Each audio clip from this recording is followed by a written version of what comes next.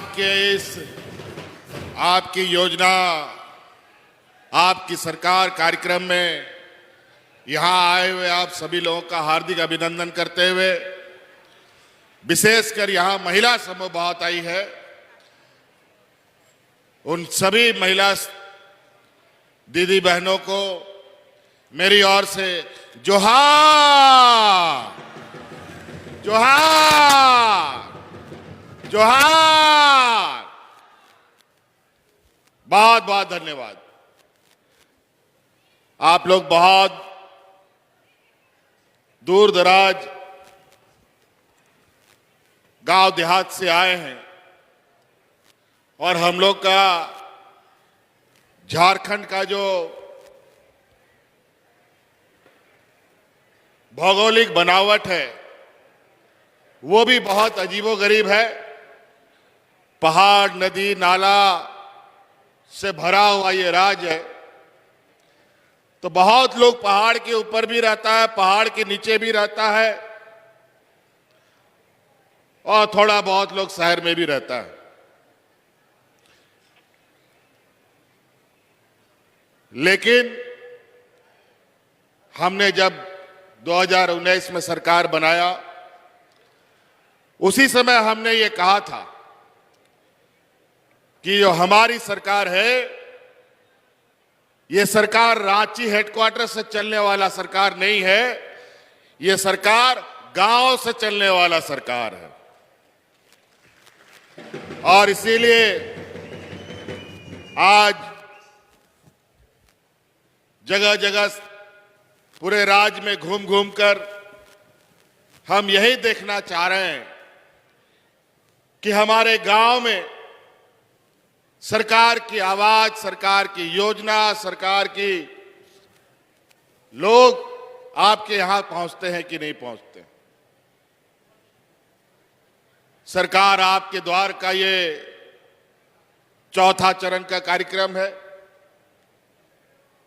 और इस दौरान अनेकों बार मुझे जो बताया गया, चतरा जिला पहला या दूसरा स्थान है जो सबसे अधिक शिविर यहां पर लगा। 200 से भी अधिक शिविरें पंचायत, गांव, टोले में लगे और लाखों आप लोगों के आवेदन आए, उनका समाधान भी हुआ। आज फिर से आपके पास आपके इस सरकार आपके द्वार के कार्यक्रम में विभिन्न जिलों से होते हुए यहां चतरा हम लोग आए हैं। आज इसी बीच हमारे साथ हमारे माननीय मंत्रिमंडल सहयोगी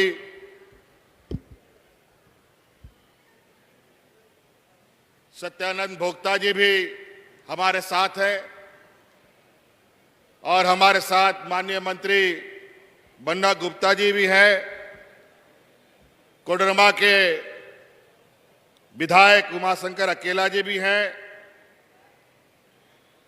और मंच पर जिला परिषद अध्यक्षा श्रीमती ममता देवी जी भी हैं। कोडरमा के जिला परिषद अध्यक्ष रामधन यादव जी भी हैं और विश्वसूत्री उपाध्यक्ष सुश्री प्रभुदयाल राम जी हैं और सभी गण्यमान्य अतिथि भी हैं। इनका भी हार्दिक अभिनंदन हम करते हैं। मैं बहुत ज्यादा आप लोग का समय नहीं लूंगा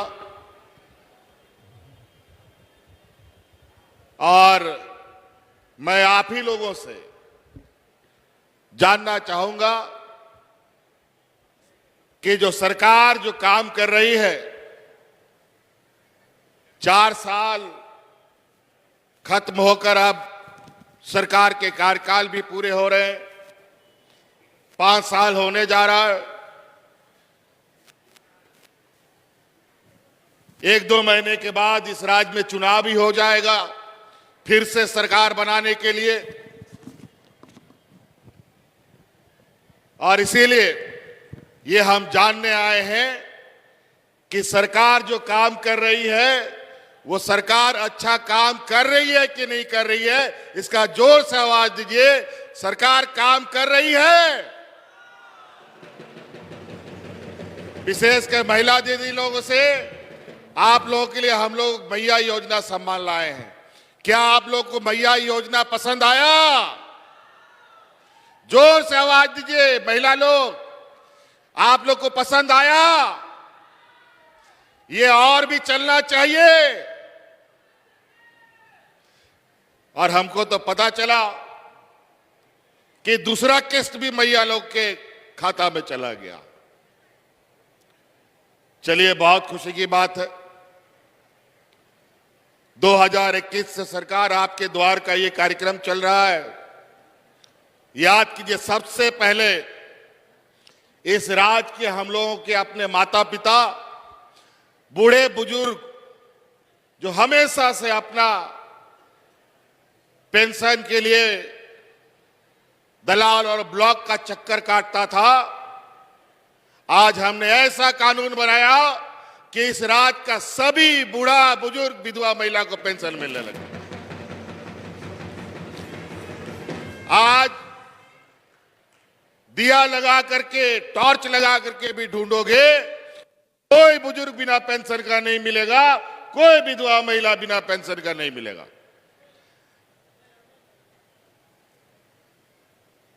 यह देश का पहला सरकार है जो इस राज्य के अपने सभी बुजुर्गों को पेंशन देने का काम करता है। हमको पता है कि इस राज्य में कितनी गरीबी है। बेचारा बूढ़ा माँ बाप, घर में बड़ा परिवार, बेटा मजदूर, हालात ऐसे भी रहे हैं कि कई जगह बूढ़े माँ बाप को घर से भी बाहर निकाल देता है। लेकिन अब बूढ़े माँ बाप को कोई घर से बाहर नहीं निकालेगा, क्योंकि हर महीना माँ बाप को 1000 रुपया का पेंशन सरकार दे रही है। अब उसके बाद मैया सम्मान योजना आया। हमारे विपक्ष के लोग, अभी तो हम सरकारी योजनाओं को देखने के लिए आपके पास धरातल पे ये योजना उतरती है कि नहीं उतरती है, लोगों को इसका लाभ मिलता है कि नहीं मिलता है, इसके लिए हम जिला जिला घूम रहे हैं और वास्तविकता की जानकारी ले रहे हैं। और आज हमारे विपक्ष के लोग बोलते हैं कि ये दीदी मैया योजना सरकार बनने समय क्यों नहीं चालू किया, क्यों नहीं लागू किया, अभी चुनाव आया तो क्यों लागू किया। अरे नालायक बेईमानों, याद करो, सरकार 2019 में बना, उसके बाद कोरोना कौन लेके आया विदेश से, जरा बताओ। जो दूसरे देश में कोरोना फैला था वहां से कौन ढो करके लाया, ये बताओ। और पूरा देश में 2 साल तक कोरोना का बादल छाया रहा। हाट बाजार, गाड़ी मोटर सब बंद, काम धाम नौकरी चाकरी सब बंद। हम लोग का कई घर का, गांव का, देहात का नौजवान अलग अलग राज्यों में मजदूरी करने के लिए, नौकरी चाकरी करने के लिए, फैक्ट्री में काम करने के लिए जाता था। ऐसा लॉकडाउन का अंधा कानून, तुगलकी फरमान इन लोगों ने जारी कर दिया कि हम लोग का घर परिवार का नौजवान घर नहीं वापस आ पा रहा था। उस समय यही आपका बेटा, यही आपका भाई आपके परिवारजनों को हवाई जहाज से ढो ढो करके आपके घर में पहुंचाने का काम कर रहा था।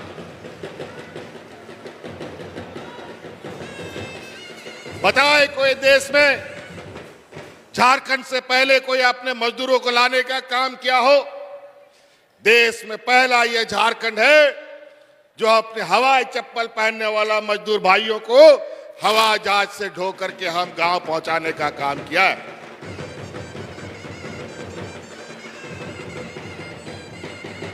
दो साल तक जहां डॉक्टरों की कमी, अस्पतालों की कमी, दवाओं की कमी, ऐसे हालात में ऐसी महामारी ऐसे गरीब पिछड़े राज्य के लिए एक अभिशाप होता है।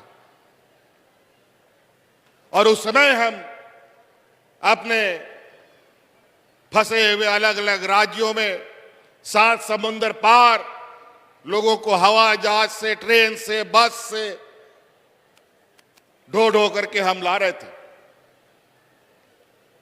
और ये लोग ऐसा हालात पैदा कर दिया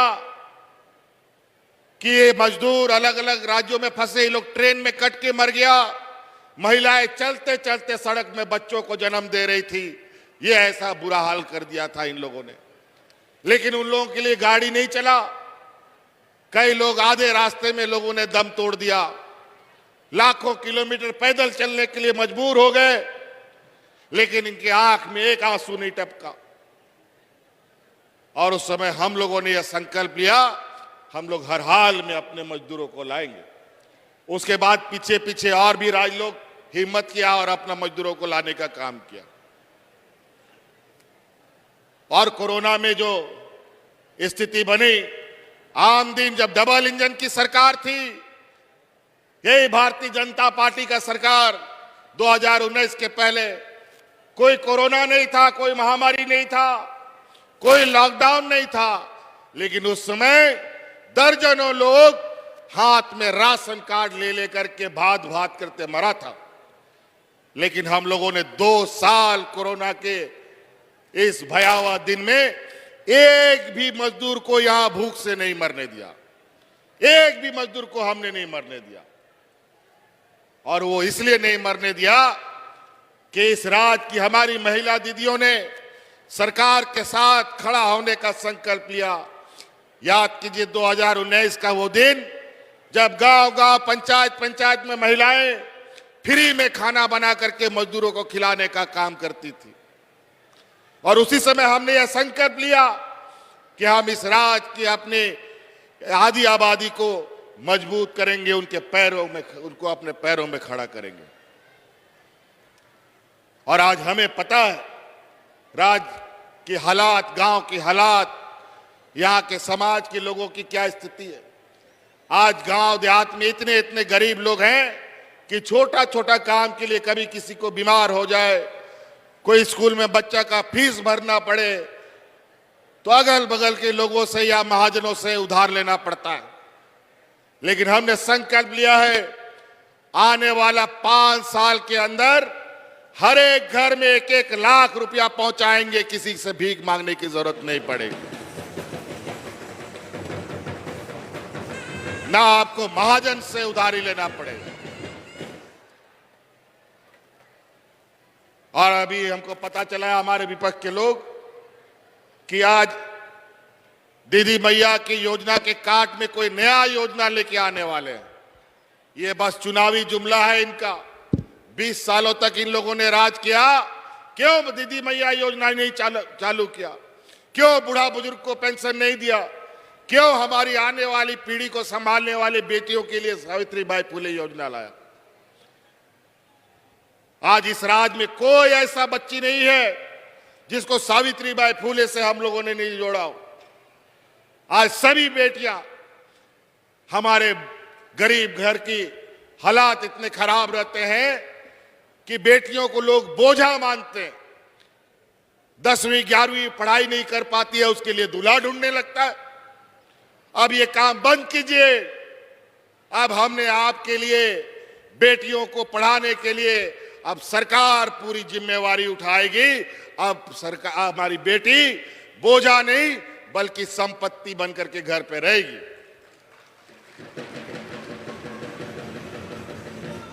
पढ़ाइए, लिखाइए, डॉक्टर बनाइए, इंजीनियर बनाइए, वकील बनाइए।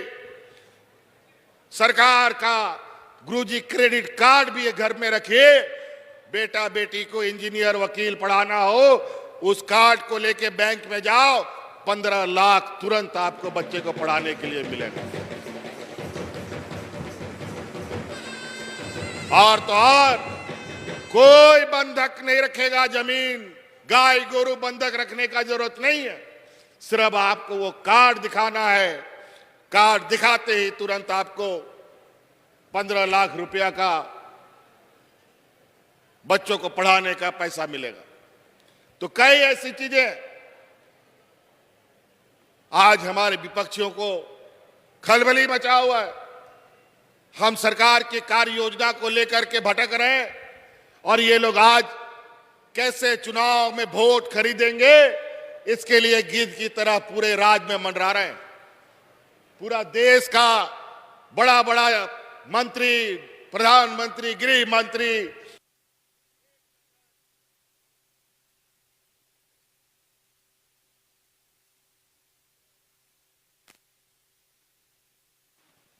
हेलो हेलो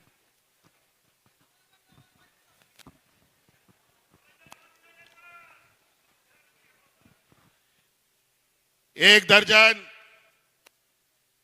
मुख्यमंत्री पूरे राज्य में मंडरा रहे हैं और इनका बड़ा दिलचस्पी है झारखंड में, क्योंकि ये पूरा देश दुनिया में सोने की चिड़िया से इस राज्य को लोग जानते हैं। लेकिन यहां के लोग का क्या हालत है हम सब गांव देहात में जानते हैं। रोटी कपड़ा मकान तक ठीक से हमारे गांव के लोगों को उपलब्ध नहीं है। आज हम लोगों ने प्रधानमंत्री आवास, जो गरीबों का आवास मिलता था, आधा पैसा राज्य सरकार आधा पैसा केंद्र सरकार देती थी, ये केंद्र सरकार 3-4 साल तक पैसा नहीं दिया। हम लोग नाक रगड़ते रह गए। बगल के राज्य में चुनाव था, हम लोगों का कोटा उसके भारतीय जनता पार्टी के राज्य में भेज दिया। जब इन लोगों ने नहीं दिया तो हम लोगों ने अपना योजना शुरू किया, जिसका नाम है अबुआ आवास, और प्रधानमंत्री आवास से बड़ा आवास बन के आप लोग को हम लोग देखें अपने ताकत पर। और आज इस सोने की चिड़िया रूपी इस राज्य पर कब्जा करने का इन व्यापारियों का पूरा ताकत लगा हुआ है, क्योंकि यहां की खनिज संपदाओं को लूटना है। अभी कल ही हमने भारत सरकार प्रधानमंत्री को चिट्ठी लिखा है, 1,36,000 करोड़ रुपया का बकाया केंद्र सरकार ने हवा रखा है। हम लोग मांगते रहे हैं, कभी 1 करोड़ कभी 2 करोड़, इस तरीके से भिखमंगा की तरह दे रहे। अगर आज भी हमारा 1,36,000 करोड़ रुपया का सूद ही हमें मिल जाए, इंटरेस्ट ही हमें मिल जाए, तो मैया सम्मान योजना जो हम 1,000 रुपया दे रहे हैं, तुरंत उसको हम 2,000 रुपए कर सकते हैं।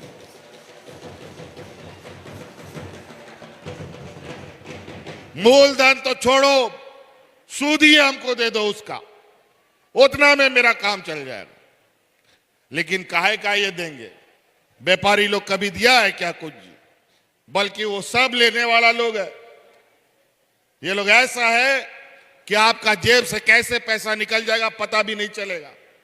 अभी तो मंत्री जी बता रहे थे, जब यूपीए की सरकार थी, जब हम लोगों की सरकार केंद्र में थे, तो उस समय सिलेंडर 400 टका मिलता था। आज जाके ढूंढ के ला के दिखा दो, 400 टका में कौन राज्य में मिलता है? पेट्रोल डीजल 60-65 रुपए में मिलता है, आज 100 के पार है। जबकि विदेश से जो कच्चा तेल आता है, और सबसे कम दाम में अभी विदेशों से कच्चा तेल आ रहा है, लेकिन पेट्रोल डीजल का दाम घटने को तैयार नहीं। जब पेट्रोल डीजल का दाम नहीं घटेगा तो देश में कोई भी सामान, दाल चावल कपड़ा लत्ता कागज कलम, कुछ भी, किसी का दाम नहीं घट सकता। सबका दाम आसमान छुएगा। और आज यही नतीजा है, जो 50 रुपया का सरसों तेल आज 200 रुपया में खरीदना पड़ता है। जो नमक गांव देहात का राशन दुकान वाला नमक दुकान के बाहर छोड़ के जाता था, कोई उसको पूछता नहीं था। आज बता दो कितना राशन दुकान वाला नमक का बोरा बाहर में छोड़ के जाता है। आज जो नमक को पूछने वाला लोग नहीं, आज 100 रुपये किलो खरीदवा रहा है। ये हालत है। और आज गरीब गुरबा लोगों को ताकत देने का हम लोग काम कर रहे हैं, तो इनको तकलीफ है।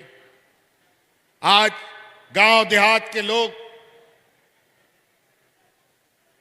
लगभग राज्य का 80% लोग हमारे गांव देहात में रहते हैं, खेती बाड़ी से जुड़े हुए।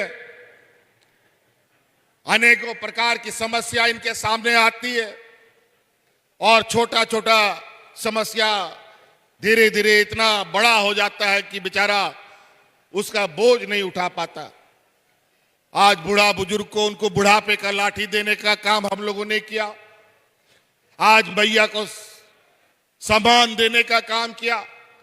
आज अगर बताइए किसी घर में 3 महिलाएं हैं तो महीना का 3000 रुपया, और साथ में मां बाप है तो 5000 रुपया महीना। साल का जोड़ो तो 60,000 रुपया।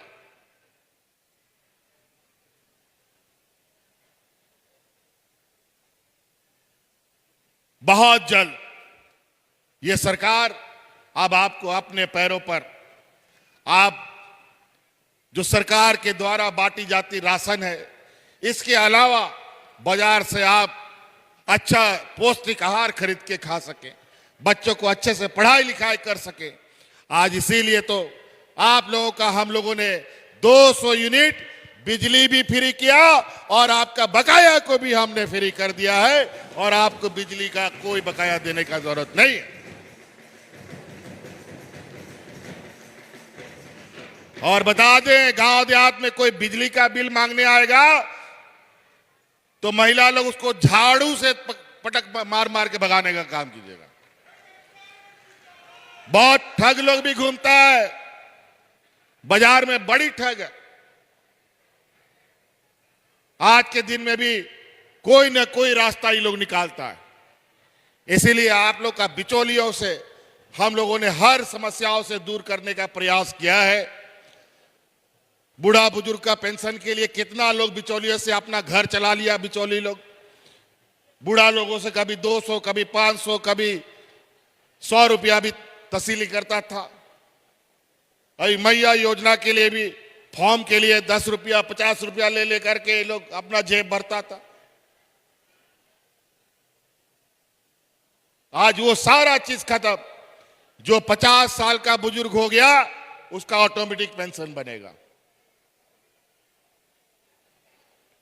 तो इसीलिए कई चीजें हैं। अगर हम योजना गिनाना शुरू करें तो सुबह से शाम हो जाएगा। 20 सालों में, और इन 4 साल जिसमें 2 साल कोरोना और 2 साल इन दुश्मनों का हमारे पीछे चोर पुलिस का कहानी करना, झूठा आरोप, आए दिन अब जेल जाएगा, अब ये मुख्यमंत्री जेल जाएगा, रोज कुछ ना कुछ अड़ंगा आपके काम में। और आखिरकार किन प्रकार लोकसभा के चुनाव में हम चुनाव में ना शरीक हो पाए, इसलिए हमको जेल में डाल दिया।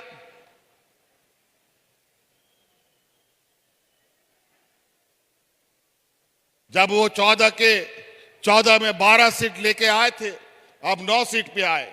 अगर मैं बाहर होता तो इनका 12 का 12 सीट हम लोग इन लोग से छीन के रहते, लेकिन इन लोगों ने हमें बंद कर दिया।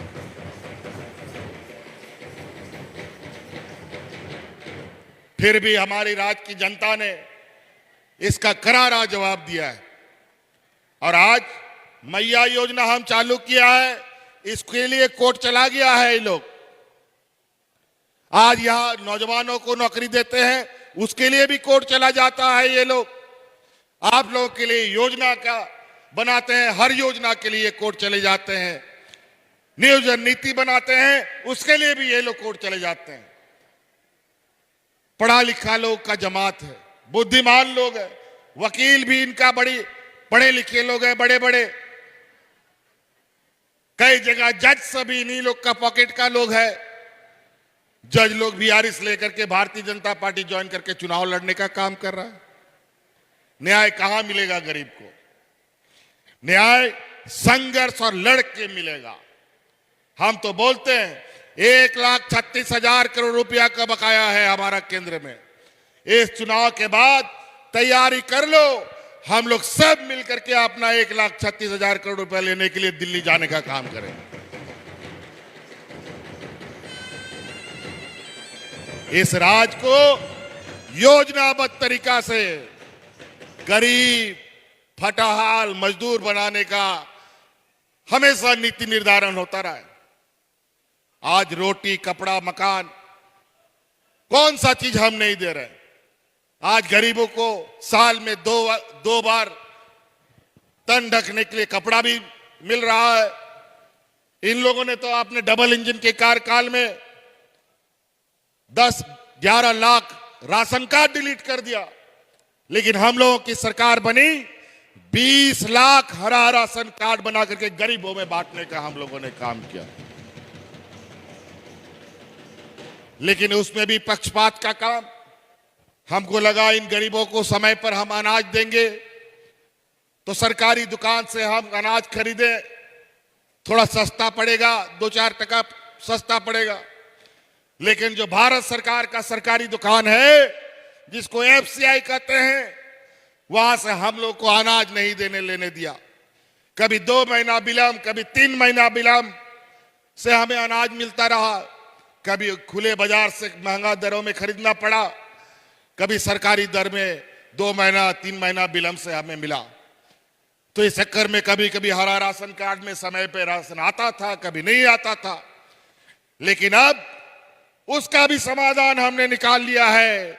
इस राज्य में बड़े पैमाने में चावल बनाने का फैक्ट्री को हम लोगों ने स्वीकृत किया है, और इस राज्य में जो धान का उगाई होगा, बड़े पैमाने में उस धान का खरीद सरकार करेगी और इन्हीं कंपनियों से उसमें चावल बना करके गरीबों में बांटने का हम लोग काम करेंगे।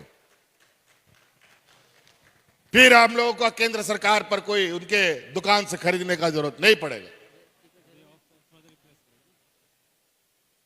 तरह तरह का जातिवाद, परिवारवाद, क्या क्या ये लोग आरोप, और ये लोग तो हिंदू मुस्लिम सिख ईसाई अगड़ा पिछड़ा यही करके ये लोग चुनाव लड़ता है।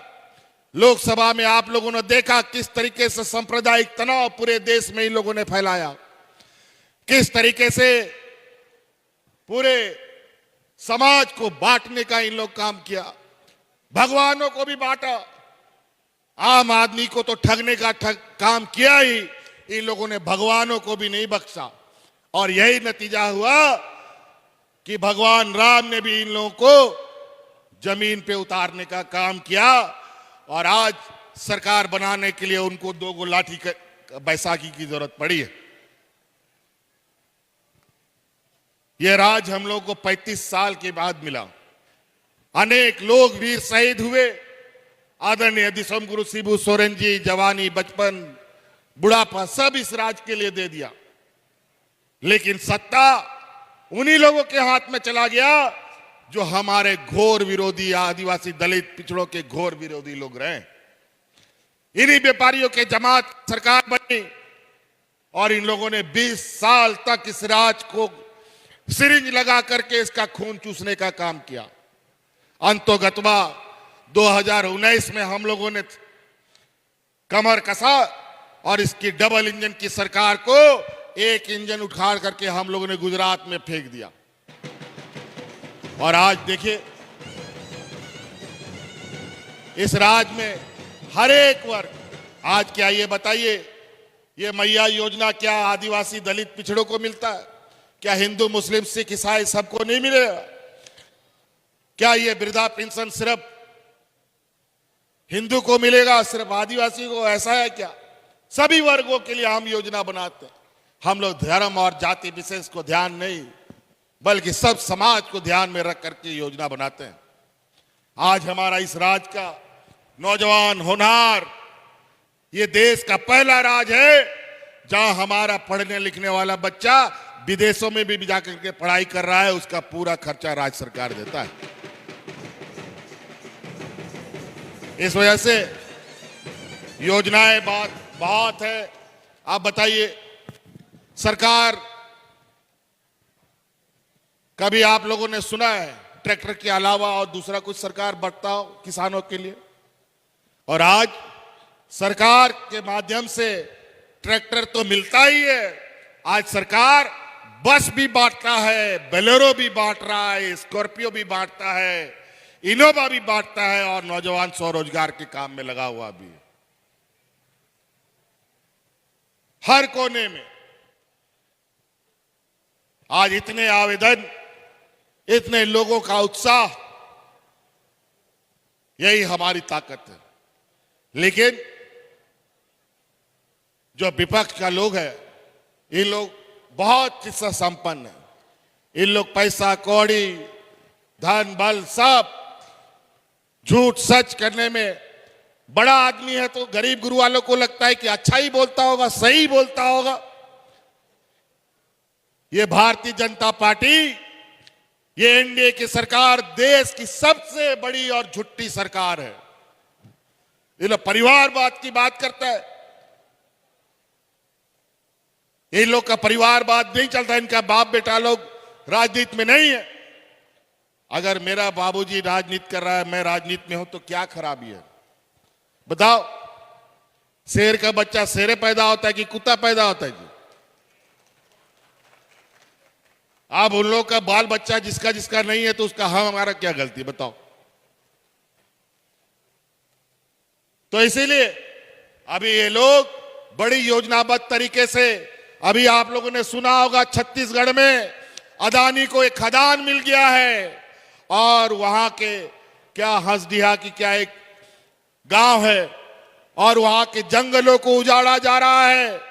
वहां के आदिवासियों को बेदखल करने की तैयारी जोरों पर चल रही है और सरकार के संरक्षण में जहां भारतीय जनता पार्टी की सरकार है, वही लोग उन जंगलों को उजाड़ने में सहयोग कर रहे हैं।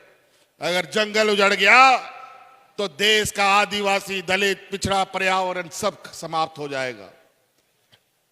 अब उन्हीं व्यापारियों को यहां एक एक करके बैठाने की तैयारी है। लेकिन अब आने वाला समय हम लोग ऐसा नीति निर्धारण करेंगे कि इस राज्य का जितना भी खनिज संपदा है, पहले हमारे स्थानीय लोग उसका हिसाब किताब करेंगे, तब ये खनिज संपदा राज्य से बाहर जाएगा। राष्ट्र संपत्ति है, इसका मतलब कि यहां के राज्य के लोगों के जान माल से खिलवाड़ होगा, ये कभी नहीं होने देंगे। अभी तो हम लोगों ने कानून बनाया है कि 75% लोग स्थानीय रोजगार करेंगे उन जगहों पर। लेकिन हमें यह भी खबर है कि बहुत सारे लोग चतुराई से बाहर के लोगों को भी ला रहे हैं और स्थानीय लोगों को भगाने का काम कर रहे हैं। लेकिन अभी 2-4 महीना मुझे लगता है कि अभी हम लोग चुनावी समर में कूदेंगे, उसके बाद लाठी लेके निकलना होगा। इन कंपनियों के सामने खड़ा होना पड़ेगा। जो लोग विस्थापित हुए हैं, 100% हम लोगों को, स्थानीय लोगों को रोजगार दिलाने का काम करना पड़ेगा, तभी यहां पर कोई काम होगा। नहीं तो ये लोग भूखा मरवा देगा, इनका कोई परवाह नहीं। अभी नए नए जुमले, नए नए कहानी लेके आएंगे। ध्यान रखिएगा, अभी गांव गांव, पंचायत पंचायत, टोला टोला में घूमेगा। बड़ा छोटा मझुला सब टाइप का नेता आपको मिलेगा। अगल बगल यूपी से, छत्तीसगढ़ से, मध्य प्रदेश से, उड़ीसा से, बिहार से आकर के हमारे यहाँ की गरीब जनता को ठगने का काम करेगा। इसलिए और बहुत ज्यादा नहीं समय लेते हुए आप सब लोगों से फिर से यही हम जानना चाहेंगे कि आप लोग, आज हमारा गांव देहात जिस तरीके का है, आज भी हमारे गांव में बहुत लोग हैं जो ब्लॉक कार्यालय नहीं देखा है, बीडीओ सीओ कौन है ये भी नहीं पता है, डीसीएसपी का तो बात का दूर है। आज हमने ये सुनिश्चित किया है, बीडीओ सीओ आप ब्लॉक कार्यालय में नहीं, गांव गांव पंचायत पंचायत में जाकर के लोगों की समस्या का समाधान करेगा। और आज यही वजह है, हमारी बूढ़े बुजुर्ग, हमारी महिला दीदियों को, हमारी सावित्रीबाई फूले की बच्चियों को किसी ब्लॉक कार्यालय में भटकने की जरूरत नहीं पड़ी, किसी दलाल के चक्कर में नहीं पड़ना पड़ा।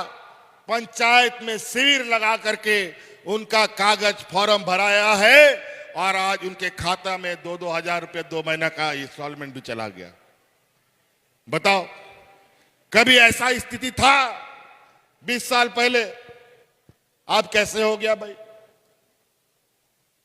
कोरोना के बाद हम लोग लगातार गांव गांव पंचायत पंचायत में आप लोगों के सुख दुख की जानकारी लेकर आपके लिए योजना बनाते हैं। नौकरी चाकरी कालम, अभी हम लोगों ने उत्पाद सिपाही का दौड़ कराया, 1 दर्जन से अधिक नौजवान मर गया। हमें बहुत चिंता हुई, आखिर वजह क्या है?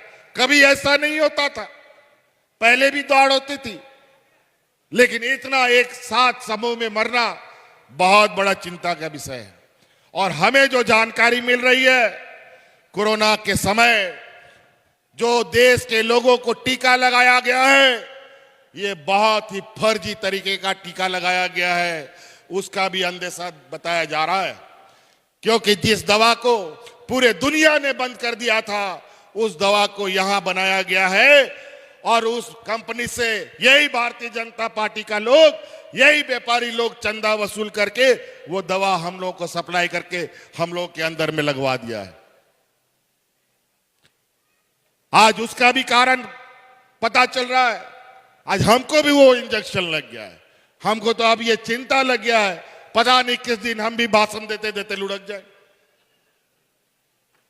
कोई पता नहीं है।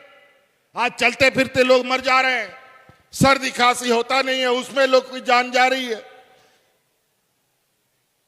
अजीब स्थिति हो गया। इतना कमजोर कभी झारखंड का लोग नहीं था।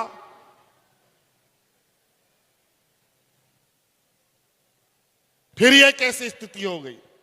पूरा देश में यह शोध का विषय बना है और इस पर हम लोग अंदर तक जाएंगे, पूरा उसका रिपोर्ट तैयार करेंगे। अगर ऐसी बात है तो इन लोगों ने पूरे देश की जनता के साथ जान माल का उनके साथ सौदा कर लिया है। ये पैसा के लिए कुछ भी कर सकते हैं। और आप देख लीजिएगा, और हमको ये खबर भी आ रही है, पूरे राज्य में बड़े पैमाने में कैंसर का लोग बीमारी से ग्रसित हो रहे हैं। आए दिन खबर आ रही है कि इधर से लोग कैंसर का बीमारी, उधर कैंसर का बीमारी। पहले तो ऐसा नहीं था, अचानक ये कैंसर का बीमारी किधर से उठ के आ रहा है? ये तो कोई छुआछूत का बीमारी नहीं था, ये जरूर कहीं हमारे शरीर के साथ खिलवाड़ हुआ है। और ध्यान रखिएगा, यही बेईमानों ने ये काम किया है। ये कोरोना के समय फर्जी दवाई लगा करके लोगों का जान माल के साथ खिलवाड़ किया है। अगर ये साबित हो गया, और अभी ये बात 100 दिन का चोर एक दिन पकड़ाता है ना जी, अगर ये हुआ है तो आज नहीं कल जरूर ये जनता के सामने आएगा। इस बात के लिए आप लोग तैयार रहिएगा। इसीलिए हम अपनी बातों को यहीं समाप्त करना चाहेंगे। यहाँ आए हुए सभी माताएं बहनें नौजवान साथियों को मेरी ओर से बहुत बहुत धन्यवाद। जोहार।